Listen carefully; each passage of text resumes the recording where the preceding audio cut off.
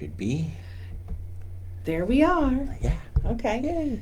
We changed it up today, the scenery, so Yeah, the organ's not behind us. Nope, we have other things going in the background here today. It's the same room, same side, or same room, same area of the shop. We're just facing the other direction. Still in the window. Yep, this is where all the victim or the the victims. My readers sit. You're a jerk. I tease them about that. Okay, who's my first victim today? No, we have fun. We have a good experience. But usually I'm sitting over there looking this way. Yes. So you guys get to see what this room looks like from my perspective. Holly says, nice antlers. Who are you referring to? Me? Oh, in the background. Yes, those antlers. Oh, yeah, that's our moose antler. Our moose antler. We've got them all through the shop. Rebecca, hey. Hey. Yeah, Charmaine's on. Hey. You guys are like bright and early today, 2:00, logging right in. Right on the dot. It's like you guys are expecting us. Melissa, good afternoon. Hi. Good afternoon, Melissa. Love people just popping on here. Yep, we'll give them a few minutes. Yeah, behind me. You figured it out. Yep, those are the moose antlers. We have antlers all through the shop. Yeah. We have a lot of people come in want to buy our antlers, actually, too. Are these for sale? And we can't sell them, not legally. I think there's some loopholes or ways around that. We have no intention of selling them because they're our decoration anyways. But still, it's surprising how many people want our skulls and bones and findings. Yeah, and, we have a bear skull. We have a couple bear skulls. Some neat stuff. Yeah. Hi, Pat. Hi, Pat. Great to see you on again. And Graham. Graham's here, and Amy's here. Yeah, Hi. It's the online Scooby Gang. Yeah. So we have a Scooby Gang. Now we have an online Scooby Gang. We have multiple Scooby Gangs now. Hey, Kim. Yep. How's the socks? Oh, so we're going to go right into that, are we? Yes, we are.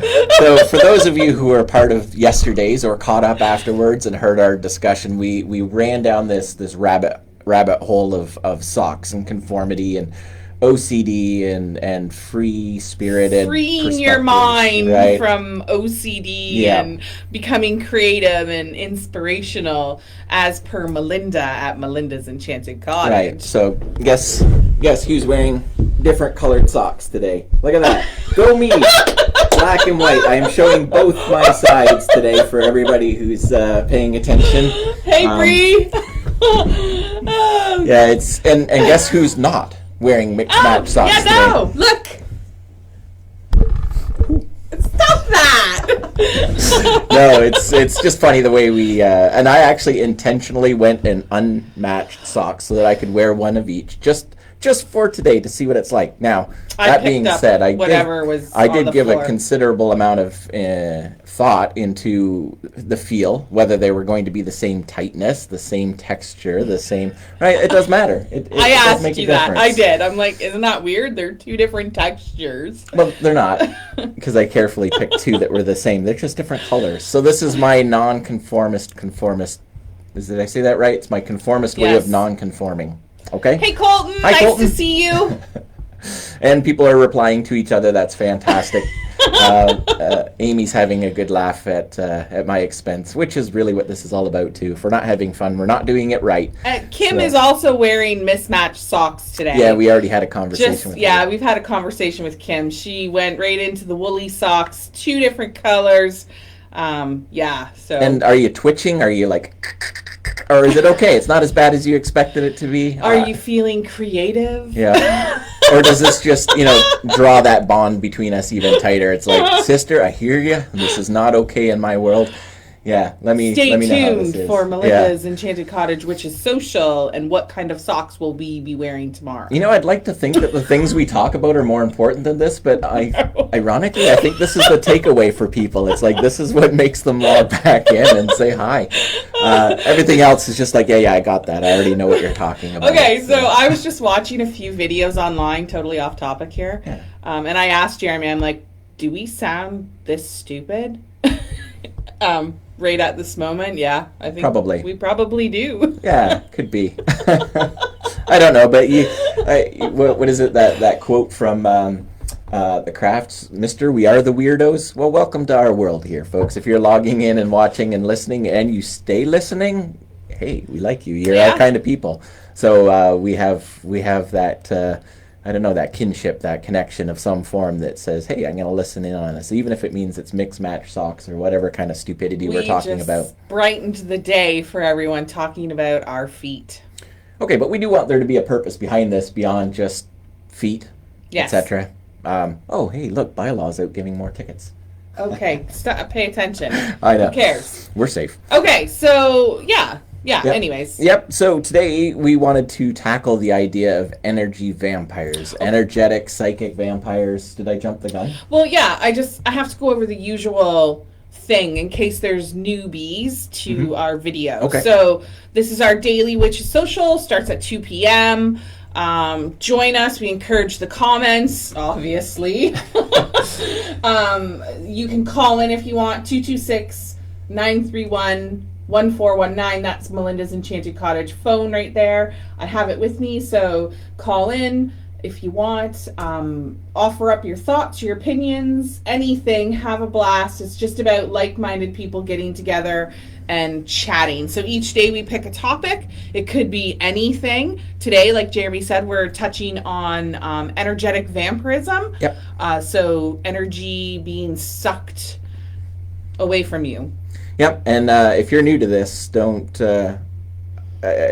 get too worried about it, because even as seasoned veterans in this regard, we still get swept off guard or thrown away sometimes. So, don't think that you've done something wrong here. And we're going to explore a couple ideas and thoughts afterwards about how to protect yourself, but also about possibly recognizing traits or characteristics or potentials within yourself as well, because let's be honest, we're not immune to it from either direction. So that's the meat and potatoes of what we're going to be talking about.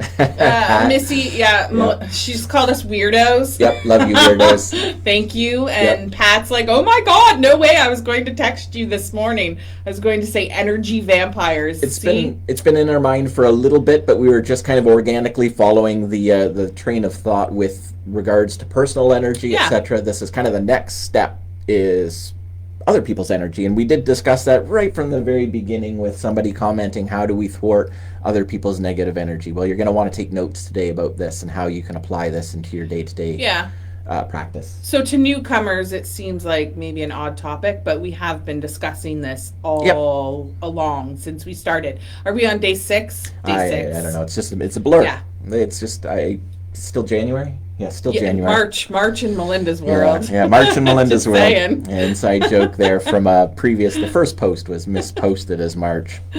Okay, so what do you want to start with? We have our own thoughts and opinions on this, but we are drawing from a resource, and I actually can't remember what it was now. It was an online forum, an online comment topic about energy vampires, which is where we base the brunt of our structure today off of, and we did want to acknowledge that, and I failed to write it down. I'm really bad at notes, but these are not our own original thoughts. We'll put a little post to it, and you can see where we got the structure, but what we're going to be doing is we're going to be inserting our own practical examples or stories of how this works to help it make a little more sense perhaps to you, or to make it relatable and that sort of thing. But firstly, we want to know and identify what we mean by a energetic or psychic vampire, and it's really simple. It's either intentional or subconscious draining of your emotional energy, leaving you emotional, exhausted, and or overwhelmed. Any form of ungrounded, unstable feeling in your life could have come about by other people's energetic or psychic vampirism. Yes. So, hi to Linda. And Colton's already asking, can you attract energy vampires? Because I do a lot for some reason.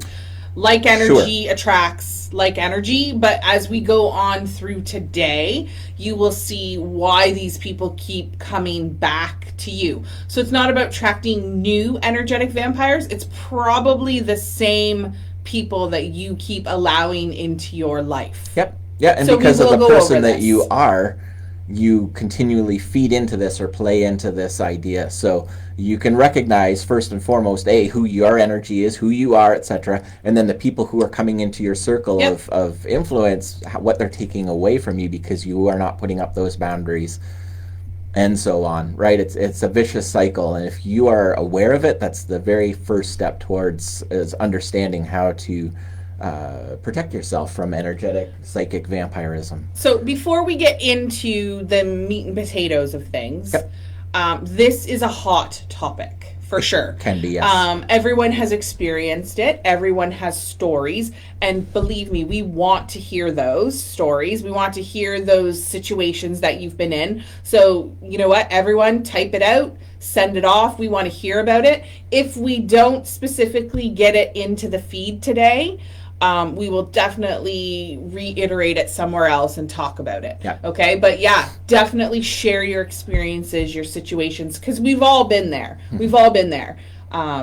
Yeah, I just wanted to say that. So Elizabeth is on, and the vampires are threatened by boundaries. Yep. Yes. Perfect. Yeah, perfect. Good. We're definitely going to get into that for sure. Going to talk about that. So we kind of have a good structure of a list, like a 1 to 10. And this is what Jeremy was talking about. We did take this 1 to 10 off of a great site, a read. And we did this just to keep it structural for you guys so that we don't fall off of topic. Yep. If you fail to plan, you plan to fail, I guess, is the structure here. We have to have a beginning, a middle, and end, and that's what this has really helped us to. It's information that we already know, laws that we kind of already abide by. A lot of it instinctively or intuitively, maybe not so much me at the beginning. It wasn't until I first started cluing into this type of thing, and I started intentionally working towards it.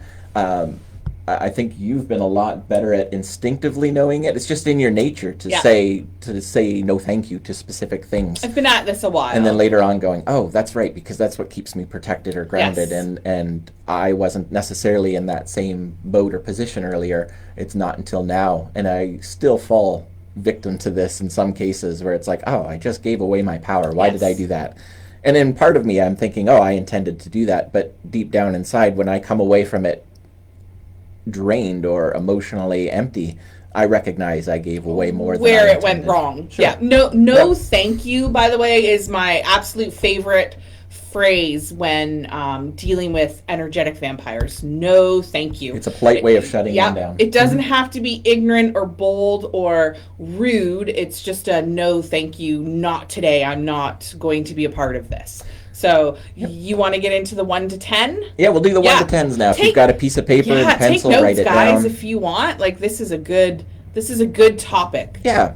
So number 1, we're going to be doing from 1 to 10 is recognizing the signs of energetic vampires, psychic vampires. We're not talking, the Dracula, but that's kind of the idea that you can draw from this. You can be easily victimized by this type of thing. And understanding and recognizing first and foremost what they are, who they are, how they are, the people in your life that are prone or have these tendencies, that's the first key. And then the last part we'll wrap up with is how to protect yourself and identify characteristics of your own where you could be using these types of things. So not blood-sucking individuals. Energy suckers. Energy-sucking individuals. Yep. Or moments or situations. Sure. Yes. So firstly, 1, energetic vampires don't take personal accountability. They're very good at slipping out from underneath the scrutiny of the situation and placing the blame on others, on circumstances. They tend to be victims of their own, and it's like, oh, if they hadn't done this, or collectively we all did this. They weren't listening to me. It was nothing to do with me. Excuses. Always a reason, an excuse for not owning their actions or situations. Mm-hmm.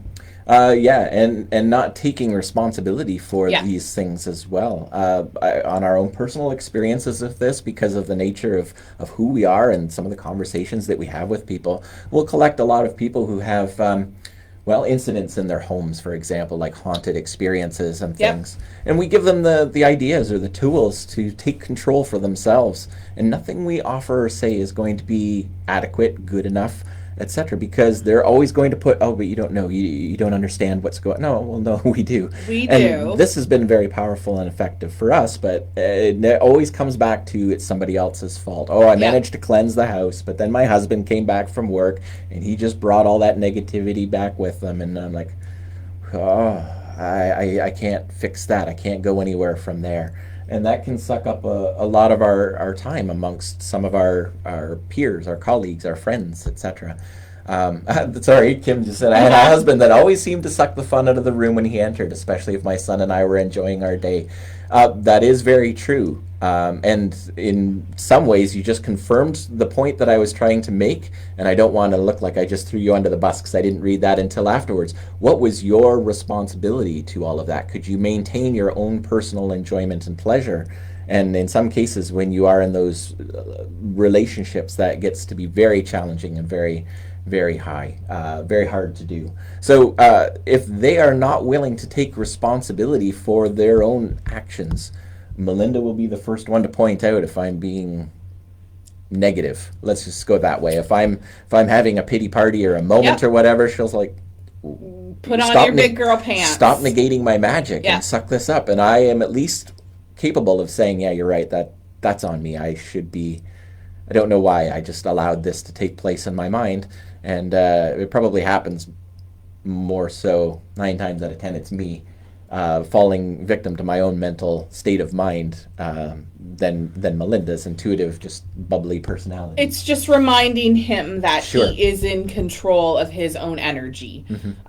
Kim, I'm right there with you. I too lived in that type of a relationship once where it was a consistent negative energy. No matter how good it was, there was still something negative to come back to.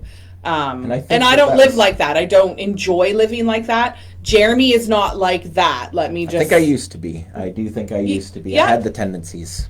But I would play a different card, and we'll get to that one later with the martyr aspect. But the first step is recognizing psychic vampire as somebody who always manages to shirk out from any personal accountability or responsibility of their role, their situation, and how they're playing things out.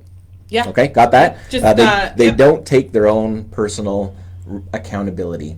The second one is they are always involved in some kind of drama. That's it. There's always an elaborate story. There's always some kind of dramatic thing going on. You'll see this theme or this idea across some of the other suggestions on what makes emotional vampires, but always drama. They enjoy the gossip. They enjoy the drama. They enjoy the constantly being on their phones, sucking up whatever information is available about other people. Just before we lose some stuff here, Holly. Okay, so Holly just kind of mentioned, I find this also happens with people who are extremely high energy, ADHD or otherwise, or scattered. I often pick up energy from others that's opposite of my own. Yes. And we discussed that earlier too. First and foremost, you have to understand your energy and then recognize what other people's energy is doing to influence you. And they might not be doing it intentionally. Don't think that everybody who's out there is doing this for the purpose of harming you. A lot of it's just subconscious. Most of it's an unconscious action. It's a societal norm that has taken over, and they're just playing into the mindset, the assumptions. We see this, and we're not going to harp a lot on social media for this, but I do notice a lot of that type of thing trends through social media, a form of social or of emotional and psychic vampirism. Who has seen one of these posts before where it's like, you know what, I can't even today. I've had enough. I'm not going to talk about it. And they leave it at that. And then it's like, wow, 86 comments. And then you feed through, and of course, it's everybody, love, support. I'm all for loving and supporting people, but what are we loving and supporting here? I mean, at the end of the day, all we've done is we've fed into somebody's energetic vampirism without actually addressing what the situation is. I like the ones where it says checked in at Norfolk County Hospital. And then they never get back to you for like 2 days. And then everybody's panicking. Are you dead? Are you dying? What's going on? Attention seeking, yes, is very much that kind of thing. And they do feed off of that. It's like, I'm only popular when I'm sick. I'm only popular, right? And this is where that bunny trail goes. And I think a lot of times we do this without really consciously thinking about why we're doing it or how we're doing it. There's 2 ways you can draw traction, I think. And I think a lot of people succumb to a negative form of attention seeking as opposed to a positive. So when it comes to this, I mean, if they're always looking to not take accountability for their actions and they're always involved in some kind of drama, I find in a lot of cases the true energetic vampires are the ones stirring up the issues or stirring up the pot. I worked with a dear friend now, who is very good at stirring up the pot and stepping back and watching the chaos unfold, and he thrived off of that. And I figured it all out, and a lot of times I was the one that was kind of sucked up in the drama, and it wasn't until I got older that I see what's going on here. And he'd be the one standing in the back with that little smile on his face, and I love him dearly for it, in spite of it, because of it, all of those sorts of things. But it is funny that was an intentional thing on his part. But a lot of people just sort of instinctively fall into this and get sucked up into the drama, encourage it, promote it, stir it up, that sort of thing. Okay, Kim, I'm right there with you. I don't live like that anymore. Yep. I didn't really live like that when I was there. I just kind of put up with it. Colton, it is good to know that people have been in the same kind of personal experiences. I don't feel lonely. Every single person you meet has been in these situations. It's all about knowing who you are and knowing how to control those situations. Yep. So, and then Charmaine, attention seeking. Yeah, that is the number one aspect of energy vampires. They need attention, and they will seek it out any way they can. So, tends to be a very narcissistic tendency. Yep. Yeah, I look it up, right? We've all dealt with it here or there. So number 3 we have here is they always try to one-up you. Yep. No matter what you've done, they've done worse, better, something worse, greater, more. You'd hear stuff like, "Oh, you don't even know," right? That's nothing. Once this happened to me, no matter what you're bringing to the table, they've always got something greater to bring to it. Always the larger fish always tail. Put you down just a little bit. One day, this is one of my favorites. I've heard this. One day, you will learn to understand the pain that I'm going through. I was like, why? I hope no, not. Thank you. No, thank you. Hard pass on that. I'm going to work towards keeping my energy up, my strength, my mental fortitude up, so that's not a problem. And I guarantee you've all heard something of this nature, and probably said something of this nature, because if we're not consciously paying attention to our thoughts and our deeds, we can be victim to this as well. There is random conversation and sharing details and sharing conversation. So don't think everyone who tries to one-up you or share something with you, they may just be trying to connect with you. Absolutely. Look for the repetitive action of one-upping you. Mm-hmm. Don't just think one comment is, "Oh my goodness, you're a vampire." No, they're probably just trying to connect to you on some level, and this is a level that they share with you. I guess what really stands out as being important here is if after the conversation, after the experience, after the moment, if you feel spent, depleted, drained, you've lost a part of yourself throughout this exchange. If Melinda and I are just sharing and, "Oh my, that happened to you? I can't believe that." Yeah. Right? That was my experience, and yours was even crazier. Let's go with your story because that's even more appropriate. That's an exchange. That's not a competition. But if you're always on the losing end of that one-upmanship, then consider the possibility that you're dealing with a very subconscious psychic or energetic vampire. And again, these will come from the same individual, right? Like you're dealing with the same individual in your life that they are continuously showing this type of behavioral pattern. So it has to be a behavioral pattern, not just a one-time connection. Yep. So that was number 3. Number 4, they diminish they diminish your problems and play up their own. So it's on the same idea as the one-upmanship, but now it's really about the problems, the issues that you're going through, and play up their own. We see this with kids. Oh, yeah. So we have 4 that live with us. Yep. And they're continually one-upping each other in the injured department. Right? They unconsciously do it. It's just they're thriving for attention from Daddy Bird over here. Usually Daddy Bird. Mommy, no, they only want me when it's time to eat. Her attitude is it close to your heart? No? Oh, you'll live. And then they're like, because I don't... Look, it is close to my heart. I'm like, no. Okay, no. So that's my little Cancer, Emma. So the other ones will one-up by injury, and I always say, is it close to your heart? So she's learned to say, look, it's close to my heart, or... Look, it's close to my heart. And she gets whatever body part she can right up by her heart. She's pretty cute. Another example, really, of how people diminish your problems and play them up. You might have experienced things like this, where it's like, I know you've got a lot on your plate right now, but I really need you to pay attention for me on this. It's like they make their priorities number one apart from yours. Now, again, this doesn't mean that other people can't have priorities that are greater than yours, but if you have one of these friends or these people that come into your life, I would really carefully evaluate what I call the quid pro quo. Yeah. Is there a relationship there, or is it a take all the time? Are they ever messaging you to say, how are you today? How can I help you? How can I help you? Right? So again, these are going to be people who are consistent in your life. Friends, family, relatives. These are just not people you meet on the street. They are consistently asking for your help, but not reversing it.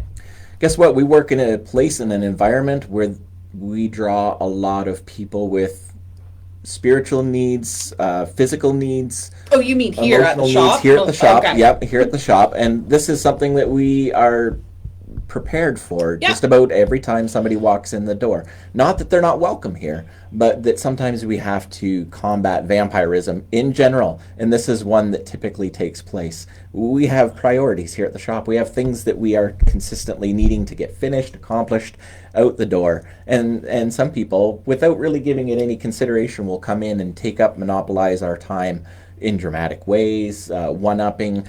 These energy vampires, at one point, was a problem. We're not talking like a half an hour conversation. We're talking 3 days, all day. 3 hours. And then they come hours, back consistently over, right, every Tuesday or every Thursday. Yep. And they spend the entire day inside the shop talking about what's wrong in their life. Even though we've given them tools and suggestions to overcome it or maybe move in a different direction, it just doesn't work. And we'll talk about a little bit more about some examples in number 6, for sure, about that type of attitude. But for 4, what we were actively doing, diminishing problems, playing up their own, an act that we were actually working on at that point. We had a couple key people, banishing salt. We actually created our own type of banishing salt, not to banish people, not to banish customers, not to banish even dramatic people or negative energy problems, or anything like that. People were welcome to bring it in, but if their intentions were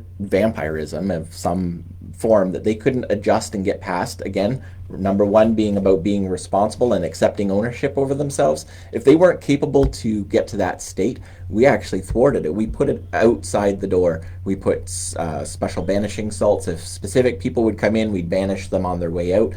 Not that they couldn't come back, but that they couldn't bring that back with them. They couldn't bring their baggage in. We asked them to leave it at the door. They were always welcome. Not physically asked them to leave it, but energetically asked them to. And it was extremely effective. It helped to thwart a few people from coming in routinely, and we would watch them walk right past, not even aware that we were there. It was like they had the idea that they were going to come, but then when they got here, they just kept on moving. And then eventually we saw them work their way in, but it was with this very kind of perplexed, confused attitude. It's like, I feel out of sorts here and I don't know why. And then us being ourselves, we could infuse that positive energy that is Melinda's Enchanted Cottage here in the shop. There's a reason the energy is like this, is because people can't bring that crap in here. We ward, for sure. We ward. And then over time, we watch these people grow and evolve into the people that they are. And that's just awesome to see. I do use one in specific context during some of our workshops. I call him right out on it, and he knows who he is. He's not on here today, but he Wonderful. Is very familiar with the shop, and we've actually watched him be this person, but then recognize it and grow out of being this person. Sure. And we're very proud of him for that. So we do acknowledge where he came from, how he was, what we did to combat it, and then who he is now today. And he's a trusted friend, and he's a good person. He just was a little lost. That's all. This happened in the Dover shop as well. Yeah. When we opened up in Port Dover, I was overwhelmed through the summer with just the influx of people. I was usually there by myself through the week. Melinda would close up in Simcoe and come down on the weekends, so we could actively work together to maintain and control the energy and the environment of the shop. But it wouldn't take much for an outsider to just walk in and splash that negativity that I would have to enforce and to energetically work. And I'm like, you know what? It's not worth it for me. I'm going to put wards and sigils around the outside of the building on several reasons, several purposes for it. But I put a lot of intention and thought into it, and I created these wards around the shop to thwart negative vampiric people from coming into the shop so I didn't have to deal with it. Because it really wasn't that important to me. It was more important that it's a positive, enhanced experience for everybody else coming in.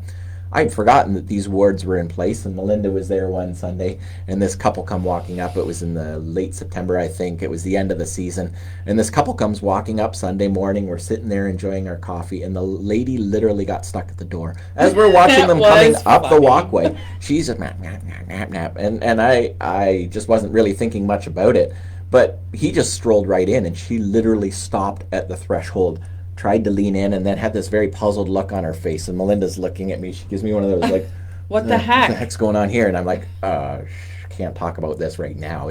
They're right there. And then off she goes to the window, and she peeks in the window and can't see her husband, who's probably enjoying his first moment of peace and solitude that he's had all day.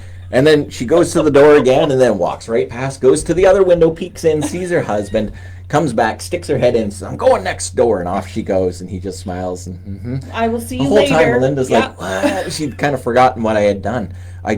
What I had done is I had thwarted negative vampiric energy from coming in and splashing that negativity in our place.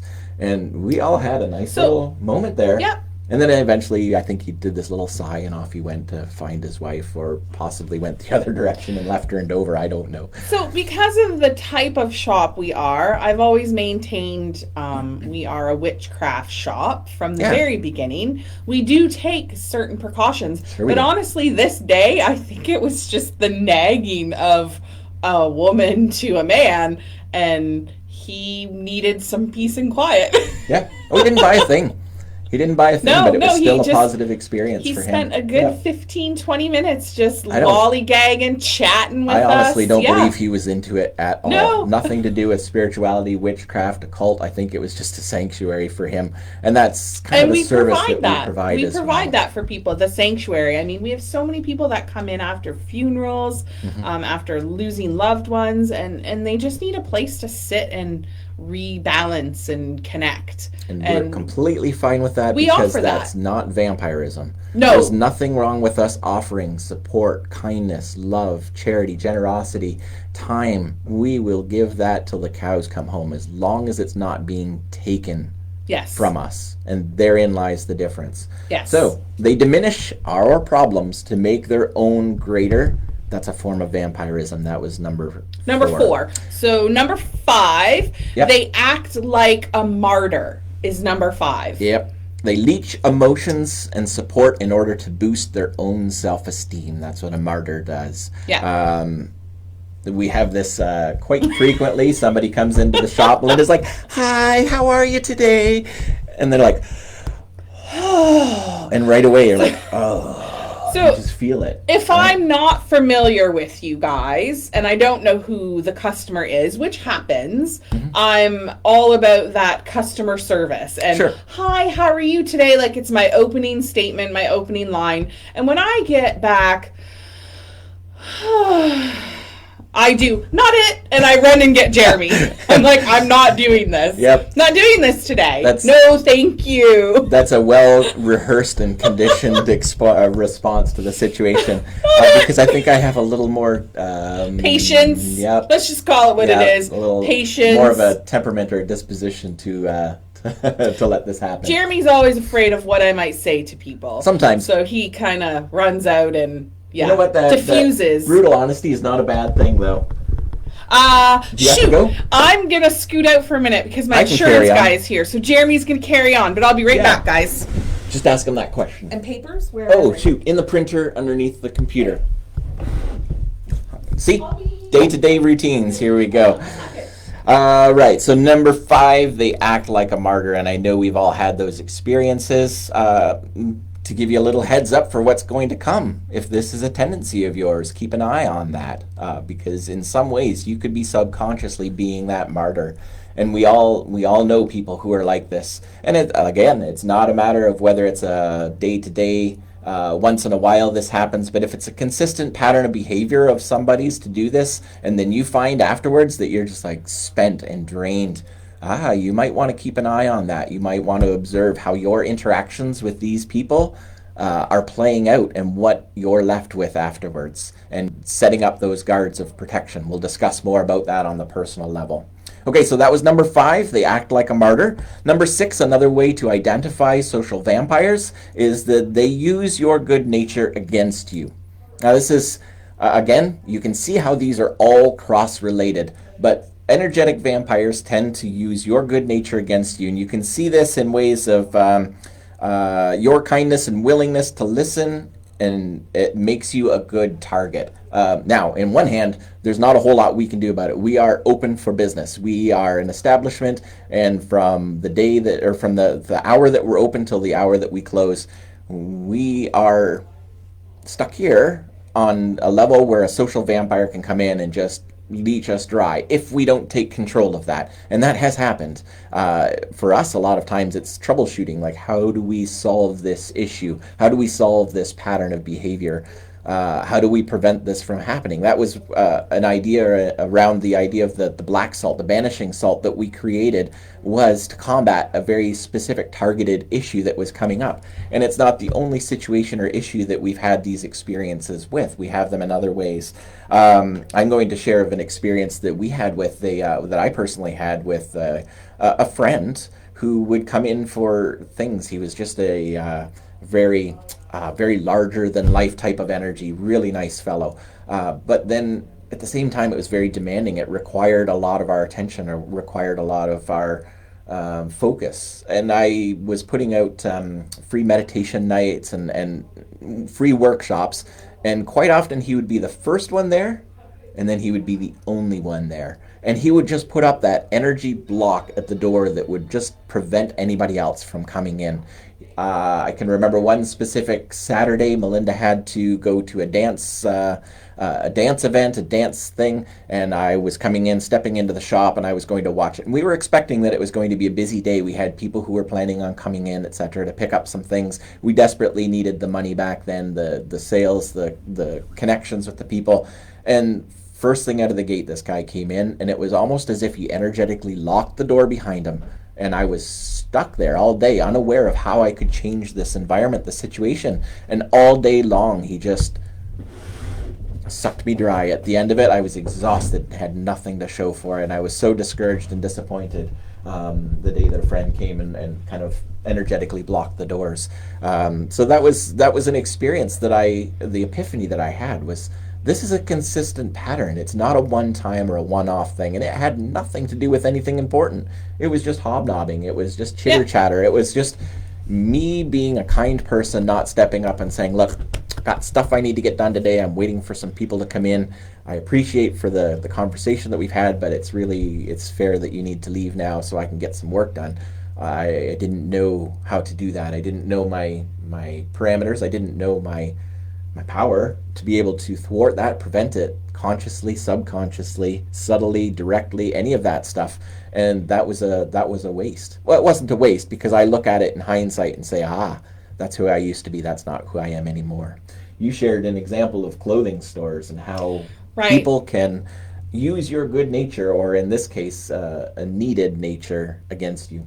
Yeah, like, well, not me personally, but I've watched women do this in clothing stores where they try on everything under the sun, and they need that praise, and they need that, oh, you look wonderful, or that looks great, or here, let me get a smaller size. And they try on hundreds of different things, and then they walk out never purchasing anything because they just needed that salesperson to bump up their self energy. Mm-hmm. So it's a form of vampirism. We see it with clothing stores. I would really hate to be in that profession. Mm-hmm. It's energy sucking. It's definitely drawing out energy. So that's a situation or a recognition where you don't necessarily have a choice. It may be the in the mission statement of your employment that this is the kind of person you have to be. That same idea that the customer is always right. You might have that very careful balance to walk in that regard. But what about your own personal daily walk of life and the people that you come into contact with? If you're that kind person who will always lend an ear, will always give a helping hand, people will prey off of this. And I think that's what Colton was getting at earlier on. Just going back to his notes so that I can you attract energy vampires? Because I do, for some reason. I know you to be a very kind and thoughtful, caring person. So yes, you are going to attract people who can look at that, and you do stand out and shine as that kind person. So they're going to take from that. But you also don't say no thank you. That's where you can so change that's where it can change, is just by saying no thank you. Oh, I missed on some notes here. Oh, my goodness. Oh, wow. Yep. See, we didn't see any of these pop up. Sorry, it wasn't down at the bottom all the way. Yes, narcissists. April was talking about, this describes her stepdad. Makes sense why I'm so drained when I leave. Yeah, consciously paying attention to this. Kim, I thought you were going to say you would throw the banishing salt in the faces. We do suggest that to people. If the banishing salt doesn't work, just throw the bottle at them. They'll get the gist. I like when people come in and for banishing salt and they're like, do you have this in a bigger bottle? Yep. Like, do you sell this in bulk? Volume, bulk size? Holly says she's used our banishing salt to get her psychotic neighbors to never be on her property again. Yes, I remember that. Oh my goodness. We put a lot of work into the magic that we create here in the shop, and we're fortunate to hear, we're happy to hear when these things work for other people as well. Melissa's, what if you live with someone who you can't banish, like a parent or a sibling? You're not banishing the person. You're banishing the act. You're banishing the... It's like we said with people coming into the shop. We don't want to stop people from coming into the shop, but we want to banish that type of energy so it's not allowed in the shop. So it's all about choosing your words wisely, carefully, which we mentioned with the 4 agreements. That's like number 1. So you're not banishing the person, Melissa. You're just banishing the action. Okay. Sorry, Pat Duhan, and you're correct, it is. Sorry, I missed what the reference was for that. We got some good points. That's true. I do need to say no thank you from Colton. You're right. That is a very important thing to get across. If you take nothing from this today, it's recognizing the ability to always say no thank you. You have permission to say no. Yep. I like this one, though, because Nancy, that's because Colton is a Libra, and me too, I attract them. So, you know what? Yeah, we could blame it on being a Libra, but... We're coming. Are you on this one? I'm a Virgo, and I'm still attracting. No. Yep. Number 6, we're coming up on, and our example. We're on that one right now. Are we? Okay, so part of the example is my son, I believe, was part of that one. Did we talk about that with? Who is a Libra? Yes. And he's only 15 years old, too, and I'm very proud of him because he had a situation recently. I don't want to give too much detail because I love him, and I love his ex-girlfriend as well. She's absolutely adorable. But he was, so that is number 7. We're coming up on it. He was given an ultimatum, and he chose to stay true to who he was and say no thank you. Yep. And he's only 15 and he is a Libra. So the difference is, choice for him to make. It's a hard choice. Yeah, exactly. Yep. But he was raised by us, by me.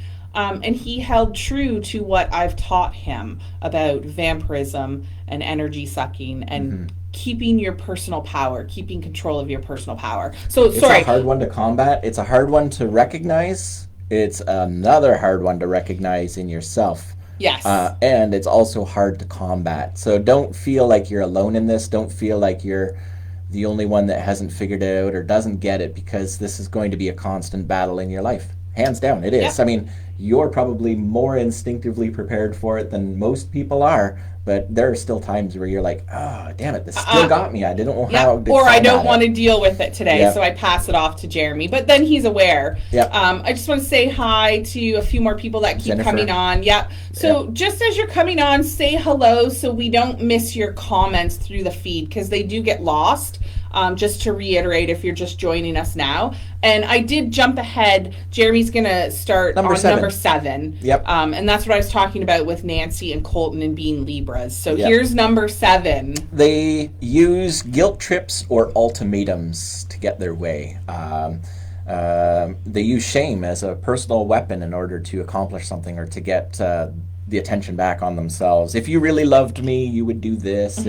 If you understood, you'd consider it from my point of view. They're always throwing those little ultimatums out there, or those shames in order to make you feel or respond. It's a response eliciting generation kind of thing that happens. It's like, I do this, you reply in kind. And if you find that you're prone to this, or you've been victim of this, again, it's like, no, thank you. We don't have to 100% agree on this. And I think that was the challenge that your son was finding right now. There was no, this is my belief, this is your belief, and it doesn't matter whether we agree or disagree on this, because I still choose to love you and accept you for who you are. And support you and be there 100%. Whatever but he you need, wouldn't whatever you help. concede to a certain... He wouldn't give up who he was. Yes, to a certain emotional aspect. He just... It's not something we do or something we work with in our family. I don't want to give too many details because it's not important. I loved their relationship. It's their first relationship as little teeny boppers. I love her and I love her family. The kids just couldn't see eye to eye on a certain aspect, and part of that's because of how she's raised, and then a part of it's because of how William is raised. So he chose a different road, and he actually, I'm proud of him. I'm very proud of him for staying true to who he is. It was a hard one for him because he didn't want to compromise, but he didn't want to give up what he had either. And he was in a lot of turmoil until he made the choice and the decision. And I think that's a Libra thing as well. Once the decision's made, there's no regrets. He just went about life. Now, mind you, he was hurt and emotional. Mommy got to see that side, but he stays pretty strong with the choice that he made. And he's moved forward. So, and still being him. Yep. So this tendency of people to use to shame or guilt or ultimatums, guilt trips or ultimatums in relationships in order to get that vampiric energy for themselves. This often shows up in number 8, codependent relationships. It's a relationship where every action is designated to elicit a reaction from something else or someone else. So if you might not be in a romantic relationship where this takes place, could be a boss-employee relationship, or it could just be a casual relationship with a friend. But if there's that codependent bond where it's like every angle seems to be designed for a purpose, to direct you control you in a way, it might not be a literal ultimatum that was made, but it is very much an emotional ultimatum. My happiness relies on your happiness, or how can you feel that way when I feel otherwise? So it's like, wow. And if you find that you are susceptible to that type of thing, don't forget that you have the right to say, no, thank you. I choose not to feel that way. I choose not to react in the way that you're pushing me into reacting. I choose not to absorb your viewpoint just because you're coming across stronger than me, which is also another topic that we'll get into in a moment, but it is really all about that. It is very challenging. Jennifer just says, what about total emotional withdrawal or the silent treatment? Very much a part of that. Very much vampirism, for sure. Yep. Melissa, this is my mom 100%. I love her so much. It's so hard. You just have to find ways of working around it. It'll make a little more sense in number 10. We will talk about that and how this is exhibited as well. And give you ideas to combat vampirism. Yes, and feeling like I can't be happy because they aren't, but they don't do the work. You know what? My mom and dad That's a hard one. Great story of this, and it was a long, long time ago that I think it was my mom told me about it, and if I got it all wrong, I don't know. I'll tell you my takeaway from this conversation that I had when I was a kid was if I remember right, my mom was pouting on the bed. She was having a bad day. My dad came home from work with some plans and an agenda. He wanted to do this, that, and the other thing. And he was in a great mood. He was in a great mood, and mom was a little funky and melancholy, and he just kind of left her on the bed and said, well, have fun with that. I'm going to go do this. And off he went. And my mom had this epiphany. Wait, why am I sitting here all alone feeling pouty when he's out having fun? I should just go out and have fun. And at least she took from that that's on me. And my dad kind of put that on her. It's like, well, if you're going to be that way, I'm going to go do it by myself, and I'm going to enjoy whatever this situation was. I'm pretty sure there was a moral lesson to this in that conversation that we were having, where I was being the pouty boy on the bed and probably splashing that negativity through the house. But the takeaway here was, it's not somebody else's responsibility to make you feel happy. So if you are putting in that on other people, shame on you. That's a form of codependency. Now, on the other hand of that, if you are the victim of this, if you're constantly feeding into that and being sucked in or feeling negative because of other people's negativity, well, that's shame on you. That's your problem for letting them do it. Again, 4 agreements is a key realization. If you read that book, you will see how this can help change your life and your perspective. That is a great way of combating codependency, but your own melancholic, your own tendencies as well. Number 9, we are stepping up all these examples into more extreme. Number 9, we are seeing criticisms and bullying from energetic vampires. And this is getting extreme. This is where the original tactics aren't necessarily working. The very subtle manners aren't working. They start getting bigger, puffier. This energy starts to become more harsh. It shows up in criticisms and bullying. So mental abuse into possibly physical abuse when people aren't getting their way. These are long-term relationships that are going sour. Well, maybe not long-term relationships, but these are people that are now turning. That you have a significant, because this wouldn't happen on a first exchange with somebody. Not usually, not unless the intention is to be that person right out of the gate. But usually this is somebody that you've formed at least a form of a bond with, where this would take place, because they're not getting the way they want. Then they return with critical or bullying tactics. It's usually a more advanced technique for draining and psychically energizing people. Guess what? Here's the secret behind all of this. The core of all of this is insecurity. It's personal insecurity. 9 times out of 10, if this is taking place, unless it's conscious exertion of energy and power, which is a possibility, it's usually somebody else's insecurity that's just coming across. And being aware of that, you've taken the legs out from underneath them. You've taken their power away, basically. Right? Make sense? Mm-hmm. Yep. Okay. Number 10. They intimidate. Yes. Pure intimidation. And that's what we were talking about earlier with, who was it? Withdrawal, silent treatment. I think I may have lost my train of thought. You get the point, though, as it ramps up, as it gets stronger. When you get into bullying and criticisms, the last and final stage is intimidation. And people are surprisingly easily cowed by intimidating people, intimidating energy. You get some people who will just always step up to that challenge, the scrappers. It's like the Irish challenge, right? You can never be tougher than yourself. But yeah, on an energetic level, it's very hard to compete with intimidation. And we have a lot of examples, a lot of stories of our own where we've observed and watched other people's ability to overpower, overwhelm, intimidate people on an energetic level in order to control them, in order to get their bidding done. I'm not sure if there's anything specific you wanted to share on that one. Nope, you're good. I have a good example I think would be really good. It's a kind of a light and fluffy one, but I actually was hanging out with a friend, and he's like, yeah, take me up to the dollar store. I'm like, oh, wow.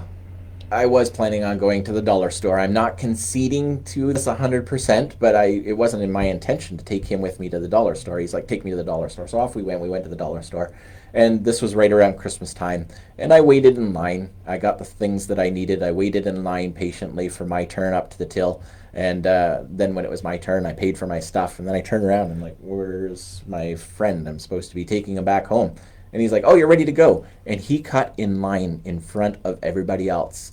And he just kind of casually looked, oh, sorry, everybody. And he did this nonchalant little thing. And I watched all these emotions play across. We were talking up in the hub of Christmas. There must have been probably 15 people in line. And I watched some very large men get very indignant and angry and then just soften. And I'm like, what just happened? Because if I tried that, I would have gotten my ass handed to me by either him or the little old lady behind him that scared me even more than he did, right? It's not like people to just sort of give away this power, but he had the ability in that moment to shut them all down, to step in and take a position that wasn't ethically his to take. And I remember thinking, wow, that was crazy, and that's not who I choose to be. But a lot of people give up their personal power in order to do that. What am I missing? No, sorry.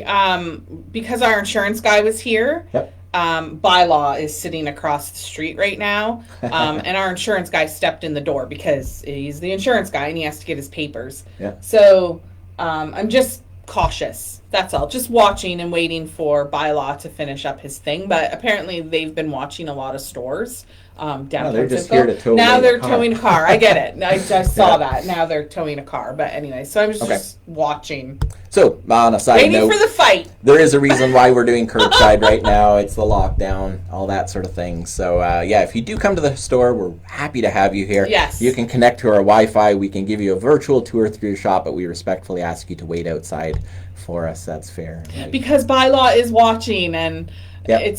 we just have to follow protocol. Yep. Follow restrictions. So yeah, Pat has just said, I've seen this so many times and how diminished the other person's power goes as time goes on. Very sad to see. Yep. That was just in the whole bullying and number 9. 10. That was number 9. Number 10, So, how they intimidate. Yeah, and you know what? I've watched it. I've lived a very it. slippery slope. You start giving up that power, it gets easier and easier for them to take it, and easier for you to give it away, until the day you step up. And guess what? It's not going to be a very strong stance where you step up and say, no, thank you.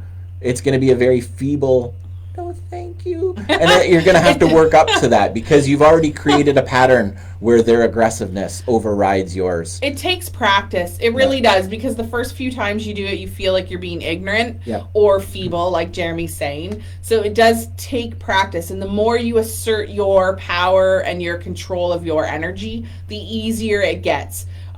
Colton, I'm not throwing you under the bus. I'm trying not to, but I can see how this would be a very, very daunting task for you. Sure. Because you are very quiet. So to hurt someone's feelings or to say no thank you, you would feel you're hurting someone's feelings. Please don't think that. No, and actually a great example, great illustration of this would be, I remember very clearly, very specifically, a woman walked into the shop. This was quite some time ago. Woman walked into the shop and very genuine, kind smile. Not a single word was said throughout the entire exchange. She was very pleasant, very, I said hello, she said hello, but that was it. We did not carry on a conversation, but she walked in and I felt not insignificant, but I very much recognized that she held a power that was greater than what I had. And it wasn't that she was bullying, she wasn't putting it out there, it was just her personal power, her personal shield, her personal everything. She wasn't being a bully, she wasn't intimidating me. I felt very, she just knew this who is she what was. I want. I want to have that personal control over myself and my environment so that nobody feels that they have the ability to be able to cut through that. And it was a very soft, easy exchange because I wasn't looking to draw anything from her anyways. She was having a great day. She enjoyed the shop. She looked at a few things. She did not buy a thing. Very few words were said other than just a pleasant exchange, and off she went. But there was no doubt about it that she was a person of true power, and I respected that 100% in her. If I were the kind of person who were an emotional vampire, it would have shut me down, because that's the kind of person she is. You can still be that kind, considerate, caring, loving person while still having that no thank you attitude in front. And then the true people who say, listen, I recognize that you are a person of power. I can feel that you have something to contribute to this. What could you possibly say that would help me in this situation? You are that person. Does that make sense? So I think that that's a way, Colton, that you can look at who you are and what's going on in your life and still control your own personal energy. Good? Good. Okay, so there you go. 10 steps on identifying who personal vampires is, psychic, energetic vampires are. Maybe recognizing some tendencies of your own in there, but let's actually talk about why it matters and what you can do about it.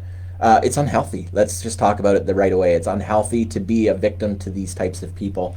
When they play on your resources, when they drain you emotionally, energetically, you're opening yourself up for stress. And with stress comes all sorts of other imbalances. Health reasons alone, it's important that you stand up for yourself in these situations, to these people, in this environment, etc. So it is extremely unhealthy. That should be basically enough in and of itself.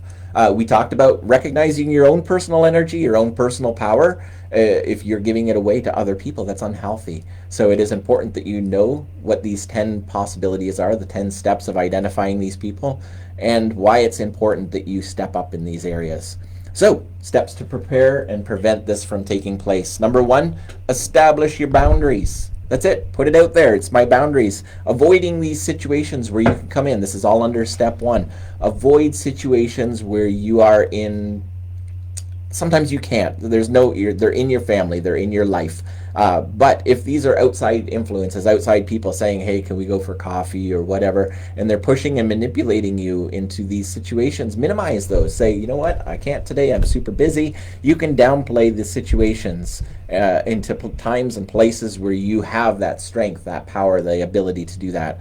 No thank you is very key, very important in this. It's a very polite way of saying no without being an asshole about it, I guess. Charmaine's just mentioning she just realized how many people she has in her life. You know what? Yeah. I guarantee you most of those people don't even know they're doing it. It's unconscious. Don't hold it against them. Work with them. Sure. Work with yourself. Don't think negatively of them because they are doing it on an unconscious level. Yeah. Yep. Limit your interactions with these people if possible, right? Just neutralize it and expand your personal protective space. So we shared some examples of how we do that with the shop, how we did it with the banishing salt, how I did it with wards and sigils. Again, it wasn't for the intention of not letting people in because it's counterintuitive to what we are trying to do, but it really was about the energy itself, and I can't deal with it consistently. I can't deal with it at any given moment if I'm busy or overwhelmed. So it's really about controlling the energy that comes in, and if they weren't able to leave it at the door, walk in and enjoy themselves, I didn't need them in there that badly. And so my personal protection practices are about putting up my boundaries and establishing who I am. Taking home from that recognition that when that lady walked into the shop, I felt her personal power.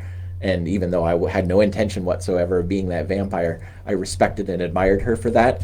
She wasn't overwhelming. She wasn't overpowering. She was just exerting her own personal power. So establish your boundaries. And that was mentioned earlier by one of our friends on this post. Number 2, adjust your expectations. You can't fix them. If you're that person that always thinks that you can fix other people, or you absorb that negative drama because there's a part of you that's compelled to listen, to maybe help them out, to do something, there's nothing wrong with that. But if you find that these people are consistently coming into your life but not accepting responsibility for change on their own, they're just drawing from you and not taking anything away from that, why? Why are you wasting your time? Why are you wasting your breath? If nothing is going to change, why contribute to this game? Why play it? And therefore, again, establish your boundaries. Say, no thank you, not today. I've got bigger priorities that need to be dealt with than going down this trail. Don't feed into that kind of attitude. That's why I just kind of scroll past the posts where it's like checking in at Norfolk General Hospital. I'm like, oh, again? That's 3 times this week. Oh, okay. So it is. And it's not because we don't care, but because we recognize that if they were truly concerned, they would have come to us and said, hey, I think I have something I need to worry about here. What would you recommend or suggest? Or even just, can you listen and hear my fears or concerns, etc. Don't be an enabler to these people, because you're just feeding into your own vulnerabilities as well. Next, don't give them an inch. Again, boundaries. Yeah. You okay? Okay. You're like, thanks. Off and gone. No, don't give them an inch. No thank you is very important there.